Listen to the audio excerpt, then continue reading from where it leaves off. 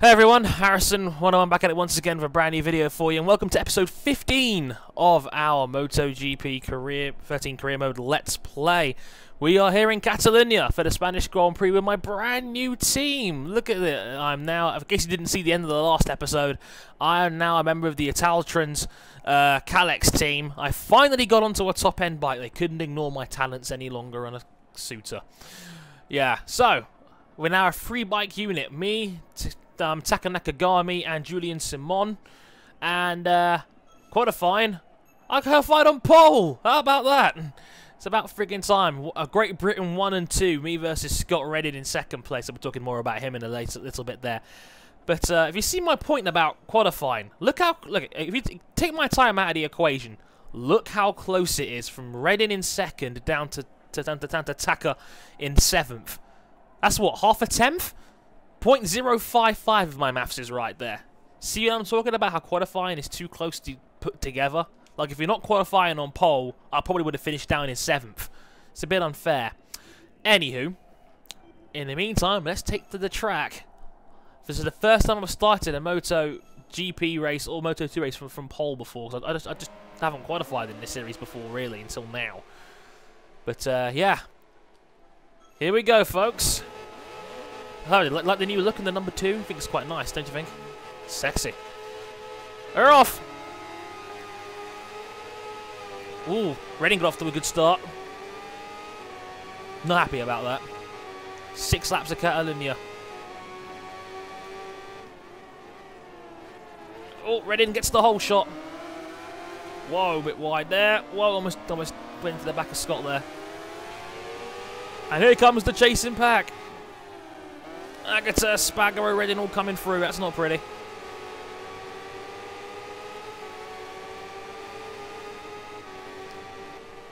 Right, so it's going to get into a rhythm here as Callio tries an inside, around the outside move there. Cut back on him there nicely. Oh, nudge there from Rabat. Started in 8th. Now down up to 5th place. That's pretty crazy.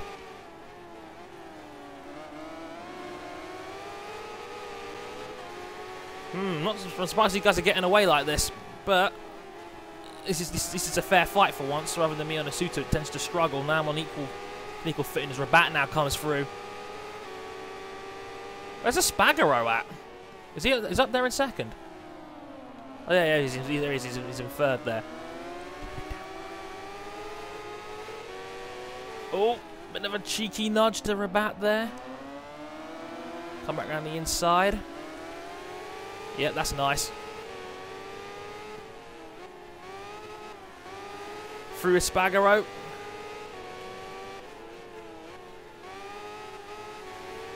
Around the outside of Agana. Oh, that's a move. That'll do nicely. And I've got the power coming out of the corner. And now I won't lose out on the straights anymore either because the Calex is actually slower. So the suit is actually slower than the Calex is now. Hitting 298 kilometers per hour, but Act is better on the brakes. Whoa. Oh, that's not good. Let's try that again, shall we?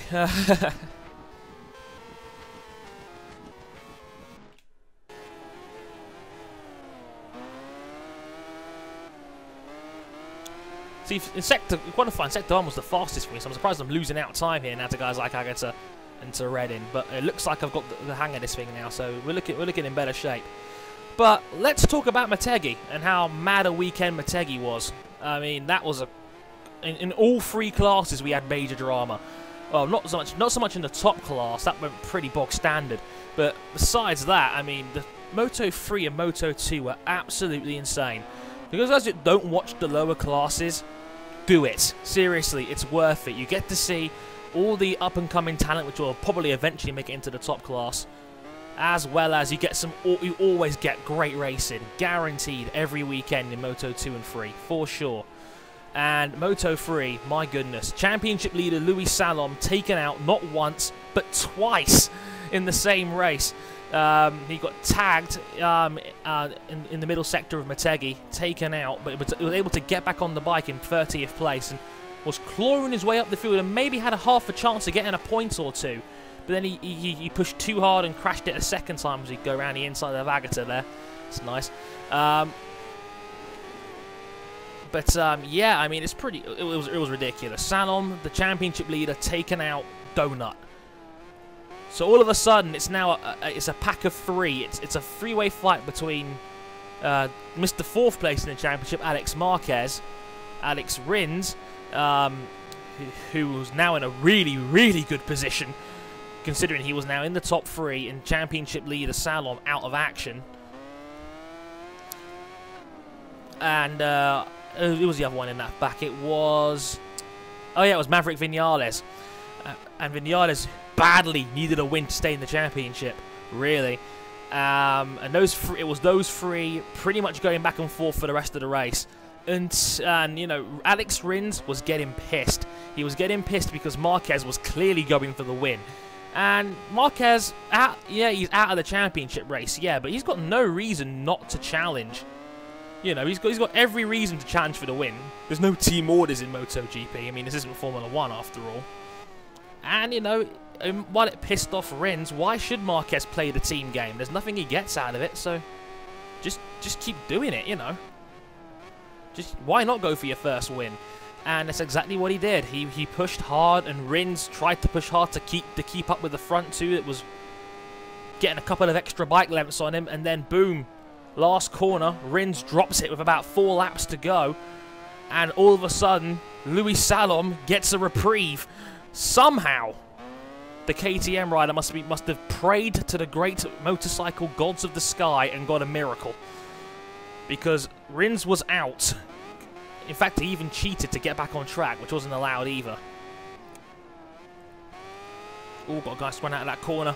Redding's vulnerable here. Gonna drift him here. See if I've got anything more here. Coming through, Scotty. Oh god, he's so much better on the brakes than I am.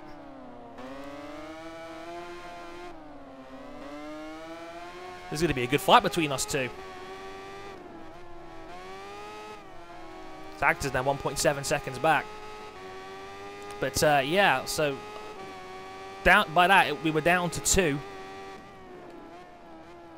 And things only got more crazy when, as a result of all the previous carnage that was going on, Alex Marquez stole the win from Maverick Vinales.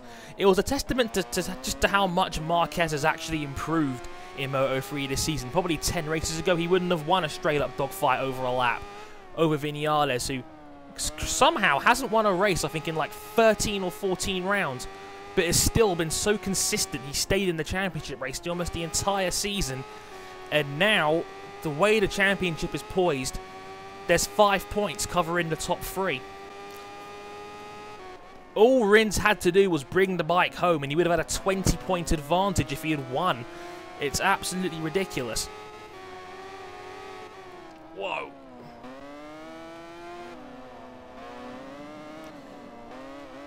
Me and Redding are very close on this track, by the way. Very, very close. I'm much better coming off these last 2 corners than he is. Oh, bit of contact there, but we're through. Suck it, Redding. Right. I'll get to him in a minute, but yeah, basically it's now winner takes all in the final race of Valencia in 2 weeks' time. Redding tries to come back through. Contact again. This is a fantastic fight. Whoa, contact again. What a scrap, and my rear tyres are about to completely fall off the cliff here. Redding goes a bit wide. But, yeah, I mean, jeez. It's winner take all in Valencia now between Vinales, Salom and Rins. Rins has said, thanks to the guys that commented on this in my last video, they said that Rins is only going to move up if he's champion. So if Rins doesn't win it this year, he'll definitely win it next year, for sure. Because he is such a talented rider. I think he might be the best of the 3, to be honest. I think the guy's won 7 rounds this year. He's a brilliant, brilliant rider. So I already know that Vinales is moving up. I know Salom is moving up. They're taking the pond seats next year, so Vinales is moving up. Salom's moving up. I know Jonas Volga, who came third in that crazy race. It's a shame because he's actually quite a big rider, so he actually loses out a lot in terms of weight. He's moving up as well, but Rins apparently will not move up unless he's champion. And now he's got a real shot. I think Rins is the favourite, to me, to win at home and bring it home, but who knows what could happen. That's going to be absolute carnage. I'll talk about Moto2 in the second race, because I want to try and concentrate now and see if I can beat Red in here. Oh, that's not ended well. Ooh. That would be nasty. Hitting the back of Redin's bike at 250 clicks.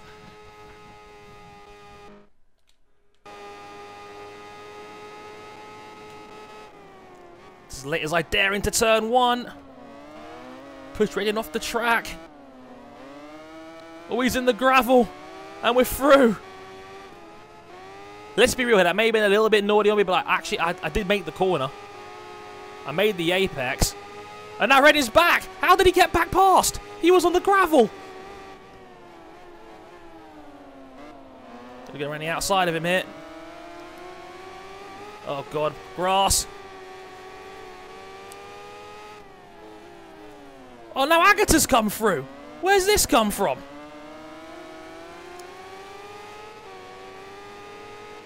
This is carnage. Oh, almost lost it there. I've got to stay close because I know I'm faster on the last sector, but Agata is determined to troll me. Stop trolling me, Dom. Bugger off.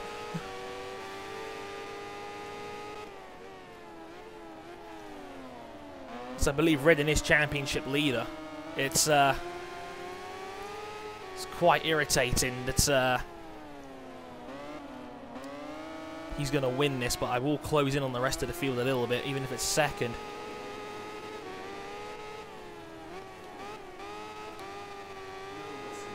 Go try and go a Rossi here into the last corner. Oh, not quite enough in it. Redin's going to take the win. Just. Oh, I tried. That was so close. But Redin's really good. Just got me on that one. Oh, what a fight. That's the best battle I've had in any MotoGP game I've ever played. Redin gets the win by 6 tenths. Agata third. Tito Rabat in fourth. Espargaro fifth, which is good news for me in the grand scheme of things in the championship. But I've actually lost 5 points to Redin, who has a 26-point lead in the championship. I'm now 38 behind, but I'm now only 12 between me and Callio of the VDS team in second, which is also going to be interesting. Constructors, Cadex have a 30-point lead over Suter. No surprises there.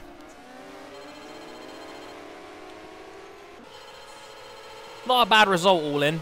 That'll do quite nicely. I wish it could have been the win.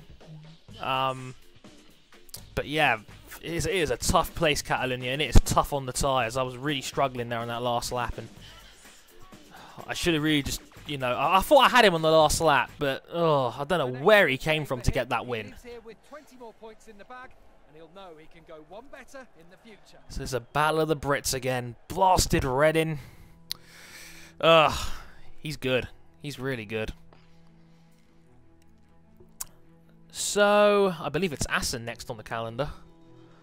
That's going to be tricky, I think. That's one of the real technical tracks.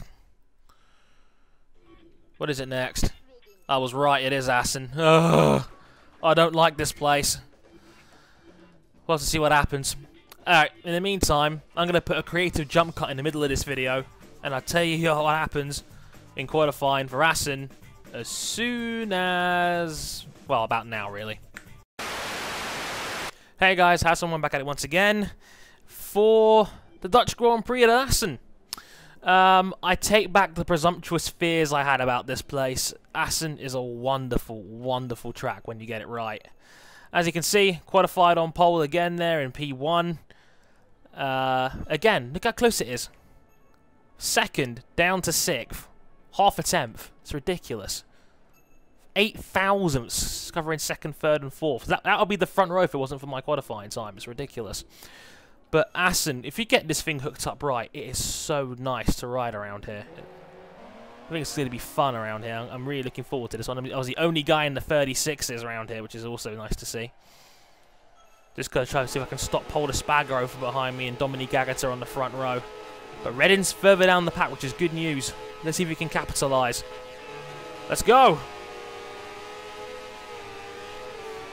Me and Espargaro butting heads already. Pushing me out wide for turn number 1. I'm later on the brakes, but I go wider, and Agata will take the race lead. Or will he? No, he doesn't. Contact between the front two. Oh, this is crazy.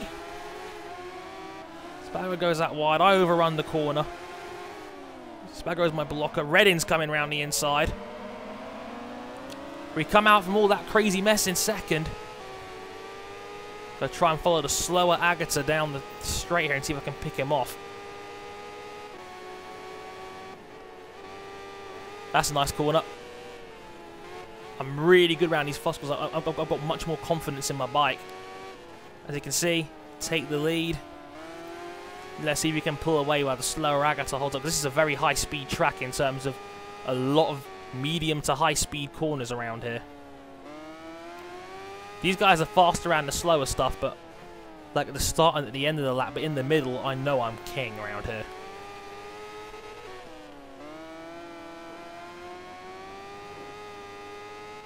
There you go, I've got 0.7 leaving Agata already.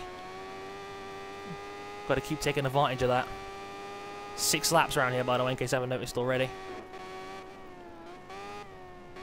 But yeah, this is looking good. The only problem is I'm quite weak around this last chicane.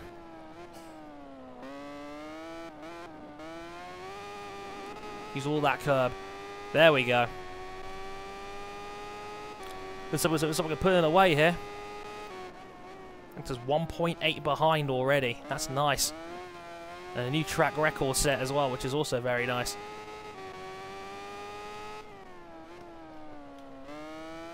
But yeah, talking about the Moto2 side from Motegi. Disaster and end of the road for Scott Reddin as he was taken out to the outside of turn 1 from Motegi. I think Rabat went down first and he collected Reddin, and I think on one other rider, I can't remember who his name was, after the crash as well. It was really sad to see that Reddin's, despite it, you know, he was starting in 14th, so the odds were already quite slim. But to have it taken out by 2 things that weren't his fault, 1 getting taken out and 2 fracturing his wrist on a relayed and dangerous Phillip Island track, it's such a horrible way to go. And it's that classic British lack of luck in racing sometimes that we often get. You know, we were this close to having a British world champion in a motorcycle Grand Prix series, and you know, we just missed out. It's such a shame. I know we get it in World Superbikes more often, but in MotoGP, let's be real here, is the top division. It's for the top dogs, and for that to happen, really, really sad, and gutted for Scott. He deserved the chance, and he led the championship pretty much the whole way through. But the thing is, Espargaro was in the kindest sense like herpes. He was the itch that would never go away, and you know, Espargaro was clawing away at that gap over the season, and just taking little bits out here and there, and he was got a bit bad on the brake in there, but yeah, just overall, Espargaro just kept picking into his lead, and then Phillip Island happened. I reckon Reddin would have held on if it wasn't for that. The fractured wrist, the 0 in there, and Espargaro getting the win cost him 25 points. It was just awful luck for Reddin. He deserved a bit more. Espargaro passed Kallio early on, had an amazing start, I think from 7th on the grid, to pass Kallio lap 1 and just didn't look back. Just took it from there, dominated, and, you know, won the championship. Would you believe it? Both Espargaro brothers are both world champions. Alex, the CRT world champion in Moto2, and now Pol Espargaro, the first of the top class champions crowned this year, Moto2 world champion. So congratulations to Pol. Not taking anything away from Pol Espargaro. He had a tremendously consistent season. He probably would have won it last year if it wasn't for Marquez, who might be the most dominating rider in the history of the sport. Right now, I mean,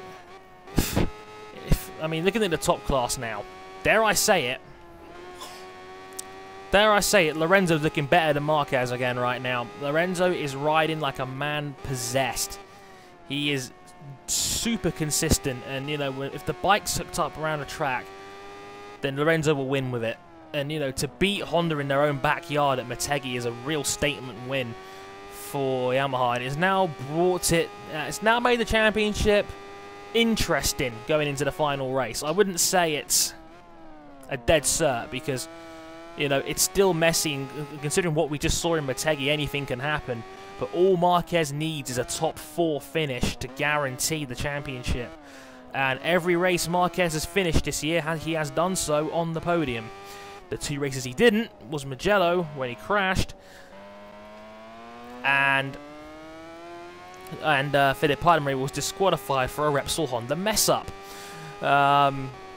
It'll be a damn shame if Marquez didn't win the title this year as a result of all this, because the guy deserves it. He's been tremendous this year. He's shocked everybody by being this good this quickly, and like I said it before, he might be the most naturally gifted rider I've ever seen grace this sport. I don't think even Rossi was this good in his rookie year.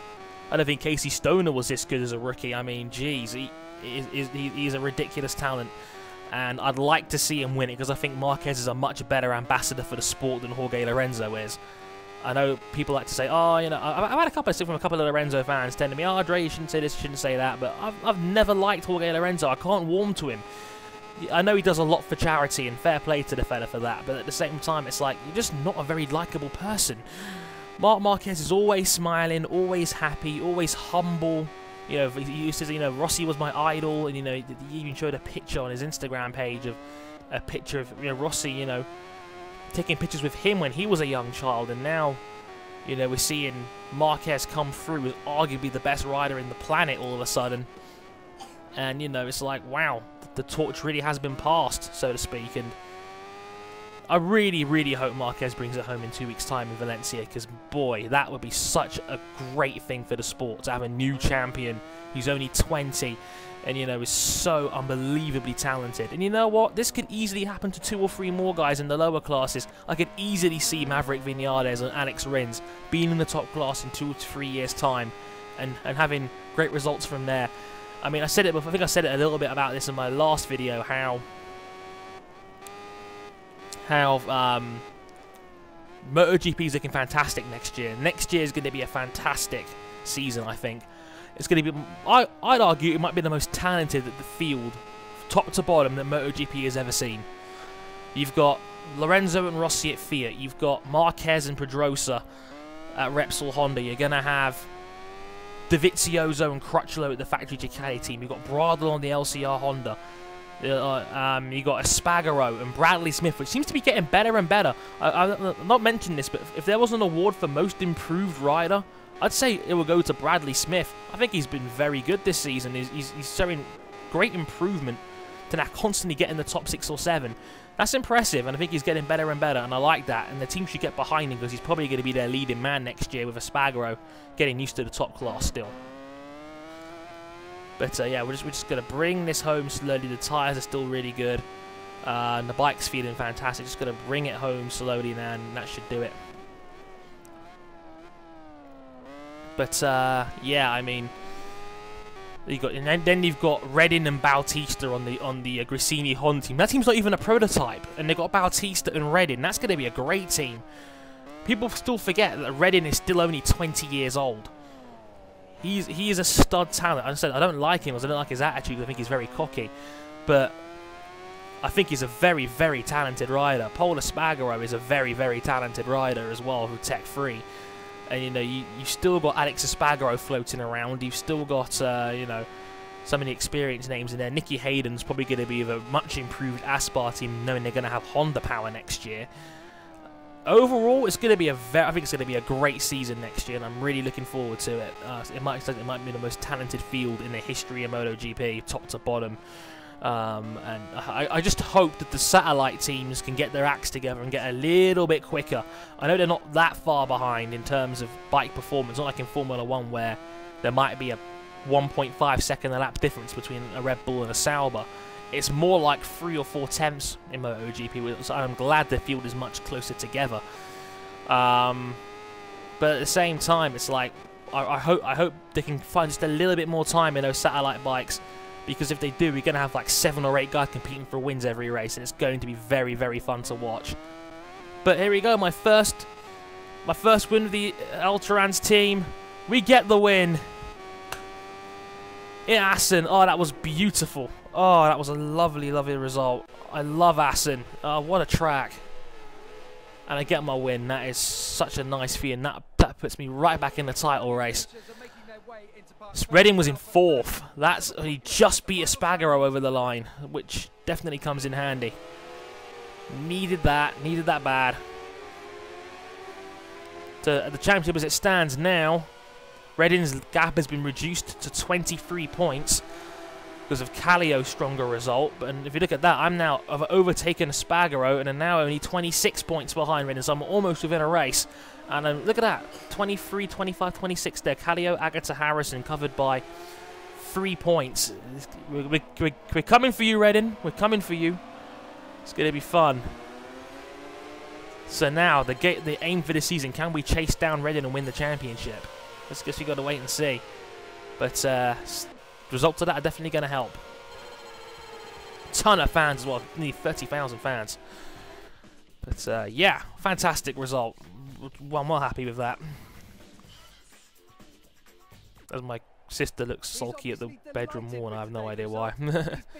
But yes, well happy with that.